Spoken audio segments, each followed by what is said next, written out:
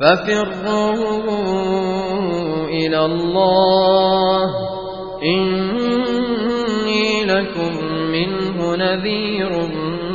مبين